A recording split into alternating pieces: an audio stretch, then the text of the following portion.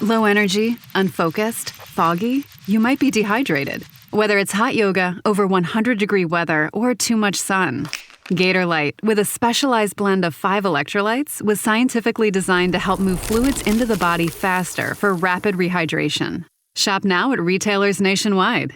Gator Light hydrates faster than water. Is it in you? Symptoms noted are signs of mild to moderate dehydration. Consult a healthcare professional if symptoms persist.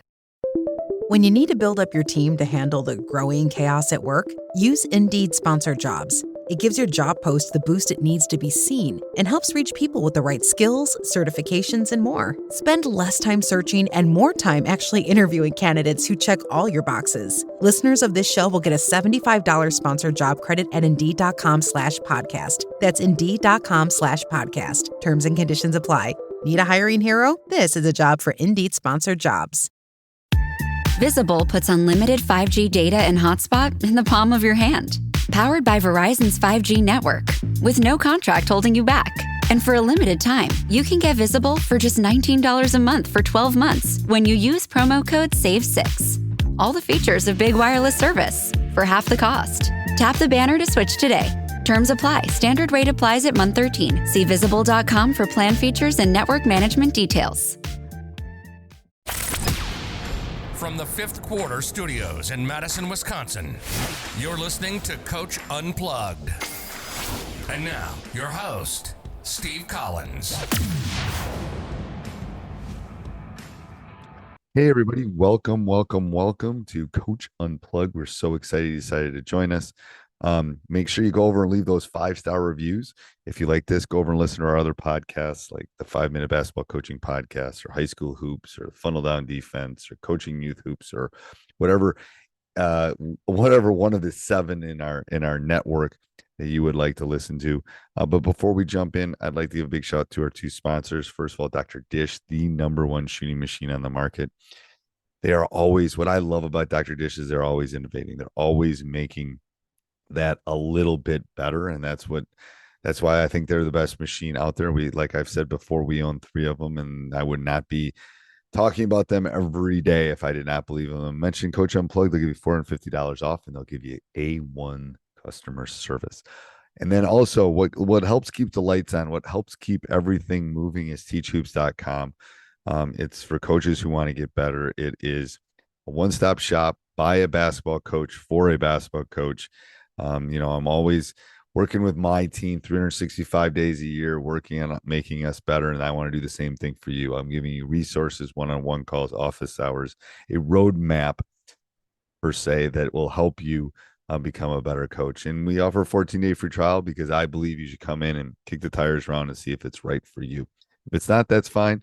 But I guarantee that you're going to love it. All right, let's head off to the podcast.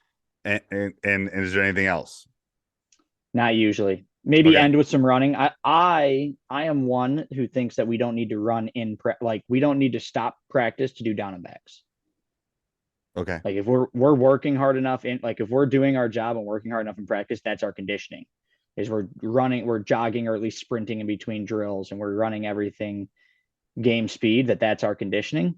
And so I always save like 5 to 10 minutes at the end of practice in my plan as if we didn't practice hard enough, we're going to do down and backs. If we did, great, we get out 10 minutes early. Okay. Tell me about your coaching philosophy. Yeah. Like so general, or it doesn't matter. I mean, so for me, I think for me, it's a lot of positive, especially post COVID. It's not, you've been coaching for a long time. So you might, you probably understand a little more of old school coaching, where it's just, hey, I'm going to sit here, I'm going to scream in your face, and you're just going to listen and do what I have to tell you to do, from the 80s, 90s, whatever. Yeah, 80s and 90s. That didn't work. Late 2000 doesn't work anymore. Yeah, that doesn't work anymore. And so I'm super positive. And so generally I try to put together a sandwich method. I don't know if you've heard of that. So it's positive, negative, positive when I try to do my coaching. So it's, hey, Steve, you did that. Coach, you did this thing really, really well. Here's something you can work on. Here's something else you did really, really well during this drill. And so it kind of sandwiches the negative, so they still get the coaching and the feedback, but they understand like you're trying to keep it positive and upbeat. And so like that's even one of those things that when I'm hiring assistants and stuff or looking for assistants, like that was the number one thing that I told them before season started. We had a coaches meeting and it was, hey, we're never going to talk down to a kid. Never lie to them. Never lie to them, because they'll you're catch never going to you. lie, and you're never going to talk down. Like you're never going to tell a kid that he did this thing terribly or that he sucks at this. Like that's just not language that we use in my program. And so it's just try to keep it as positive as we possibly can, and give some constructive feedback and criticism where needed. Okay. What do you think is the hardest thing to coach or teach? Late game situations. Really?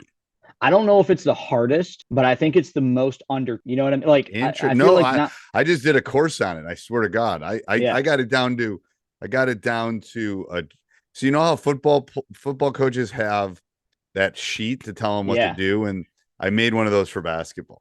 Yeah. So did I for that exact reason, because it's color coded and everything, and it's green 100%. And it's like, yeah. And I even shrunk it to a 3x5. So I got it to a piece of paper, and then I got it to a 3x5. Yeah. But I also think those are the key to that is reps. Yes, I agree. But I think, almost like part of it is every situation is different. And so, if you're in a dogfight and you use a lot of timeouts early and you maybe only have one timeout with 45 seconds left and it's a 2-point game, like it is, for yourself, do you call timeout then? Do you wait? But then trusting, like teaching your players, okay, if we're in this specific situation, here's what we're doing. And so I think that's the hardest thing to coach, is getting players to understand situational basketball. It is. It's honestly crazy. And the thing is, part of it is too, like early in the season, we had a game in December and I didn't take a timeout. Normally I'll take a timeout and we'll diagram something up. But I didn't take one because I didn't trust that they were going to run what I was going to diagram up. And we hadn't practiced it because it was December. But by February, we had practiced it. We knew it. We had something. We were ready and didn't make it, but it was a good shot. Isn't that the most frustrating thing when you draw something up in a timeout and then it doesn't get run correctly? Yeah. So, but if you haven't practiced it, you can't expect them to do it. Yeah. So, exactly. They won't. I'm just being real. I've done this long enough. If you have not done it, 1 out of 10, it's gonna work, I think. Yeah. Maybe 1 out of 10. It would really depend. Do you have a coaching failure that you like to share that coaches could learn from? I got lots of them. I would say, where do we start, right?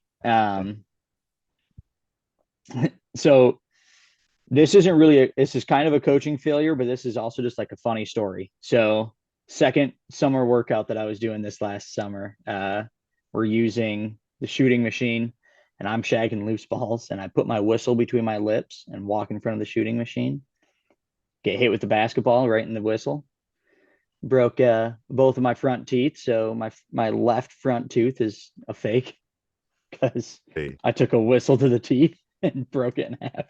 This one, both my front teeth are fake too. One's a wall and one is shoulder in college. I dug it out of the guy's shoulder. Oh, yeah.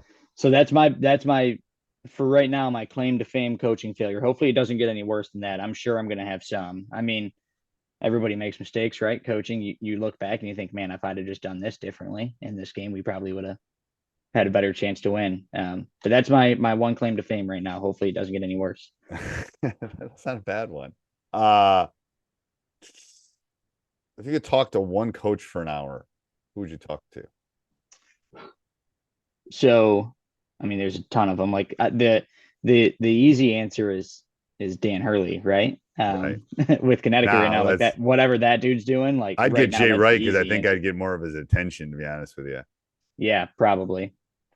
So the real answer right now is probably, I mean, I would love to be able to like sit down with Bob Knight just to kind of like pick his brain. Now that dude, like, that would be hard to do. That would be hard to do. That would be hard to do now, but yes. Yeah. Yeah. But if I could, anybody living or dead. Yes. Yeah. Living or dead. If it was anybody, it'd be him.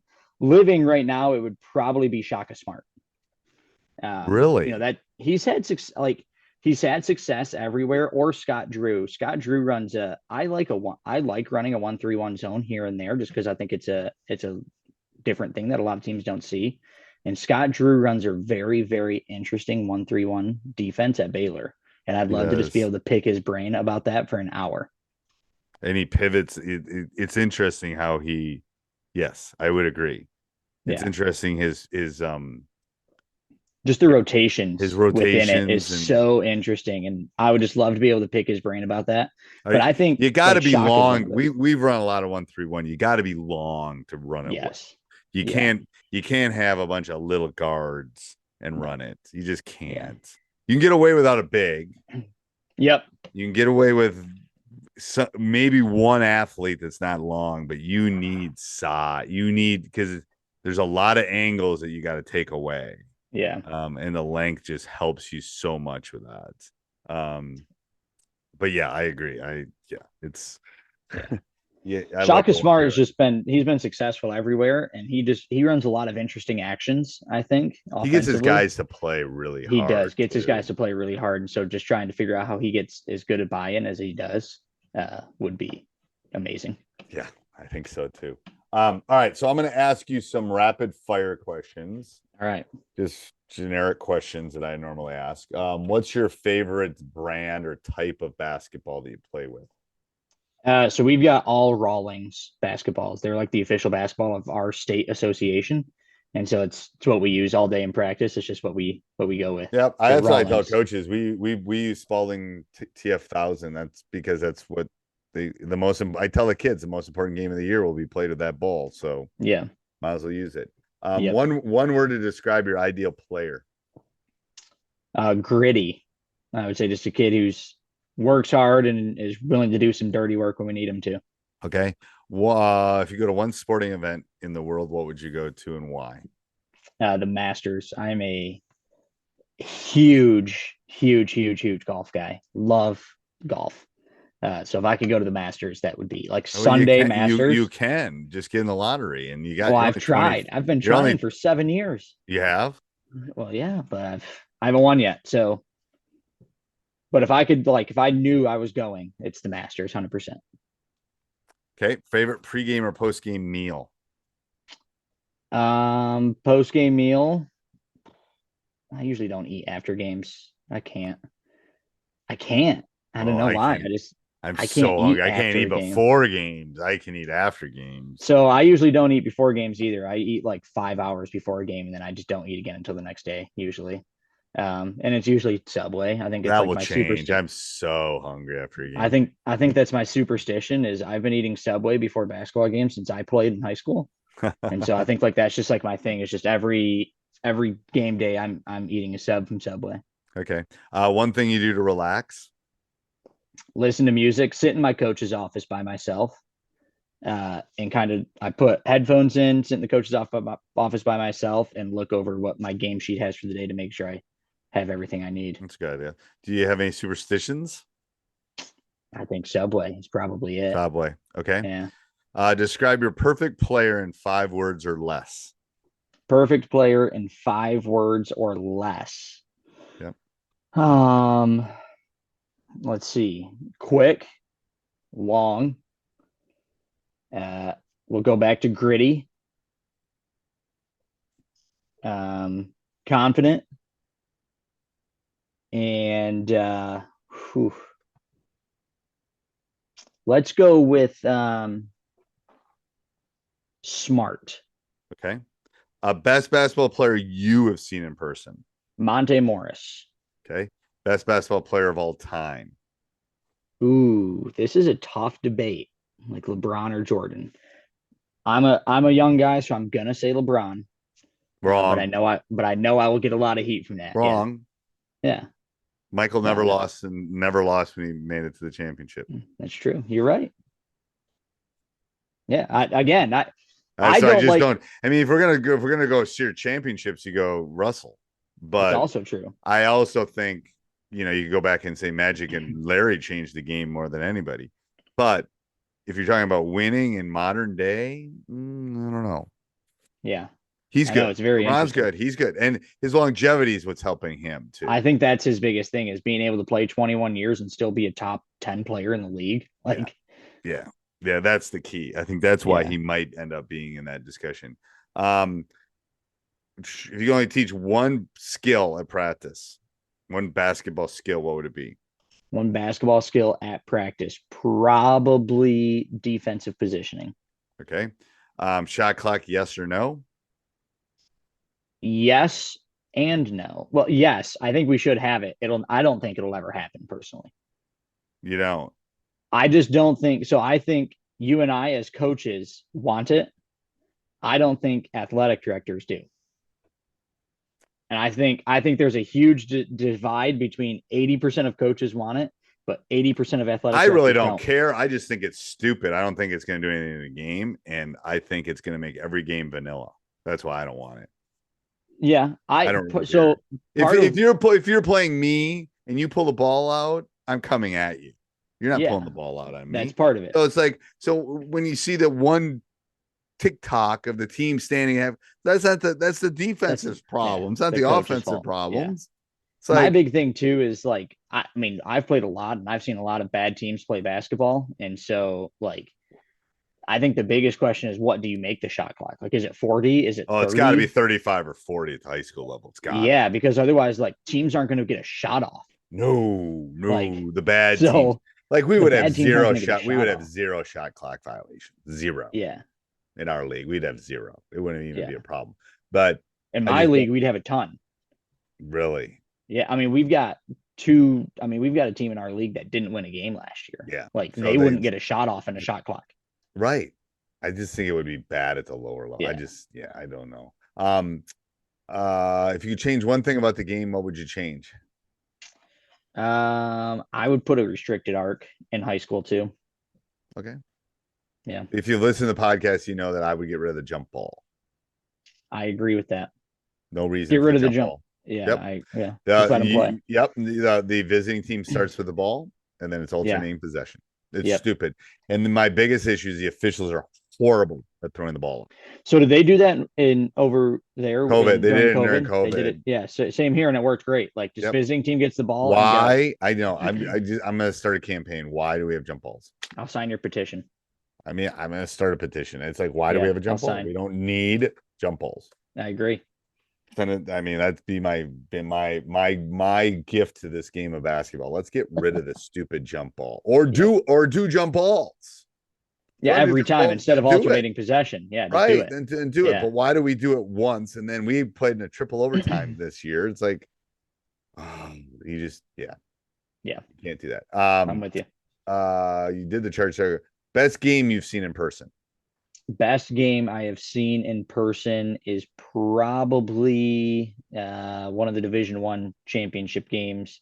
So I'm fortunate enough. I actually work for the state association every championship season. I broadcast. Where is the state championship? They play them at Michigan State at the Breslin Center at Michigan State. Okay.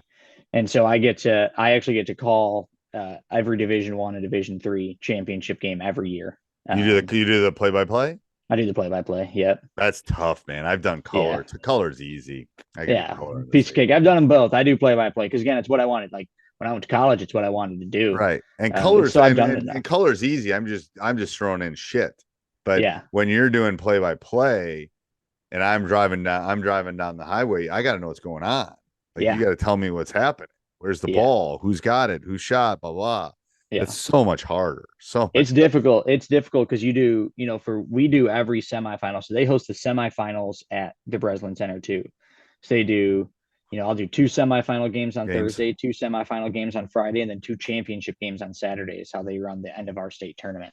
Wow. And so 6 games in 3 days with, 60 different kids' names and 6 different teams, it's crazy. So it's definitely hard, but yeah, I mean, probably one of the best games I've seen in person actually was probably this last year. One of the Division III semifinal games, both of them in the boys' side ended on buzzer beaters. The semifinals ended on buzzer beater, like fadeaway buzzer beaters. Yeah. Yes.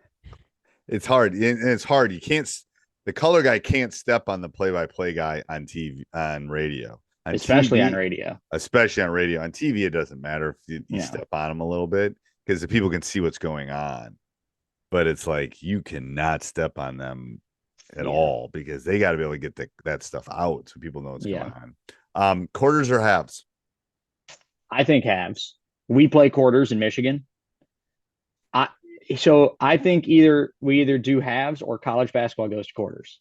Yeah, we play, and women do. We play 18-minute halves. Yeah. The flow of the game is crazy. It's so much better. Yeah. So I think either high school goes to halves or the college game should, like, why do men's college are the only basketball that doesn't play quarters? Makes no sense to me. I know. Like, unless it's commercials, that's the only thing I think is money. But I mean, they figured it out in the women's game. They play quarters, and you figured out the commercials. Like, I know. So I think either you go to like all high schools are halves, or all college is quarters. I know. One word to describe your coaching style. Energetic. Okay. I'm out. One book you'd recommend. One book I'd recommend. I've got it right here, I think. No, I don't. Dang it. It's by John Wooden. Okay. And it's like Wooden's Secrets to Success, and it's like not even like basketball related. Okay. But it's just like his secrets to like being a successful coach in general and just like a successful life. Okay. One thing you tell your younger self. Slow down. Don't get too excited to jump into it. Don't be too ready to grow up. Right. Yeah. It goes fast, doesn't it? Yeah. Any advice for coaches that are listening? That's always my last question on these interviews. Yeah. Biggest tip of advice, I would say, is probably, make sure you get prepared. No matter where you're at, preparing for interviews, preparing for games, preparing for whatever it is, over prepared. Like it, and it's one of the things I even took for myself in broadcasting. Like, we've talked about that a little bit. The amount of, you've done some broadcasting with, I'm assuming, some pretty good play-by-play guys, and you see the sheets that they put together. Oh, it's crazy. I mean, and I can, and as I've gotten older, it's hard to see the little print, but I don't need to. I can just look over. It's like, holy crap. Yeah. They got color coded and numbers, and they're holding stuff. It's like, I don't think I have one right here. Oh my God. Yeah. I mean, I'll spend 6 hours into one, putting a sheet together for one possible basketball game. And I'll maybe use like 8% of what's on the sheet.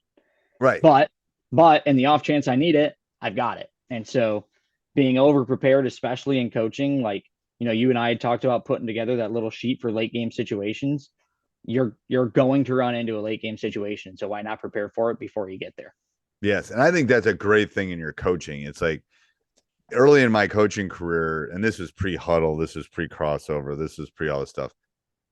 I could only do so much, but I knew I could out scout and out prepare for the opponent. I knew I could do that. I knew I could spend more time than anybody that we were going to play on watching film, on getting ready. I didn't have the players to necessarily beat them, but I knew I could. There's where I could make a little up.